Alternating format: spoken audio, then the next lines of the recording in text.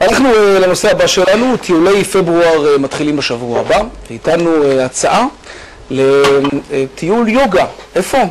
בזנזיבר. שלום לרונית הרשקוביץ, מנכ"לית ובעלים של מנליק. מנליק.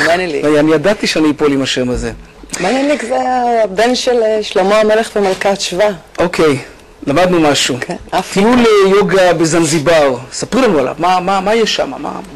אחרי כל השביתות וכל מה שקורה, כן, בוא ננוח קצת להירגע. אז טיולי היוגה זה חלק מטיולי הקונספט שלנו, שהעיקרון הוא לבנות תוכן לקבוצת מטיילים.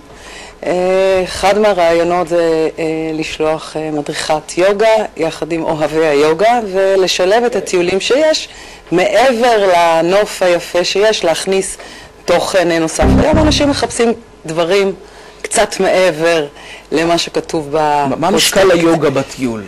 מדי יום, כמה זמן? תרגול יוגה של בוקר, טיול יוגה של אחר הצהריים לפני שקיעה, ובין לבין ליהנות מהטבע בנשימות ארוכות.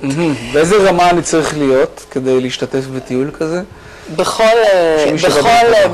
בכל רמת ממתחיל ועד מקצועי, כל אחד ימצא את המקום שלו, כיוון שזה רק חלק מהעניין, כמו טיולים אחרים, בדגש של אוכל, בדגש של סדנאות בישול, בדגש של משפחות.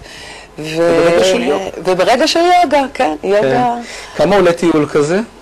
טיול כזה עולה $1,900, שמקבלים 6 ימים בזנזיבר, כולל טיסה, כולל מלון, ומשם אנחנו ממשיכים הלאה לטיולים שנבנים למעשה סביב הנושאים עצמם, ולא רק כקונספט עקרוני של יוגה, אלא האדם כקונספט, ומתאימים לו את מה שהוא רוצה מעבר לדברים הסטנדרטיים. זה המומחיות הייחודית לנו. יפה, נשמע מעניין, ניקח נשימה עמוקה, ואנחנו חייבים לסיים. כמו שאומרים אצלנו, קריבוסנה. קריבוסנה, רונית הרשקוביץ, מנכ"לית ובעלים של מנליק.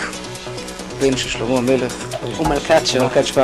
עד כאן מדד יומי ליום חמישי, נחזור בשבוע הבא בכל ערב ב8, אחרינו לגעת ברוח עם אהרון אפלפלד, וב9 מבט עם ינון מגל. המשך צפייה מהנה, ערב טוב, סוף שבוע מעולה.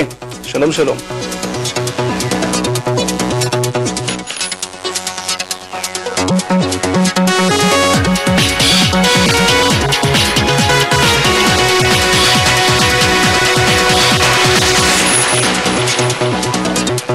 התוכנית משודרת בחסות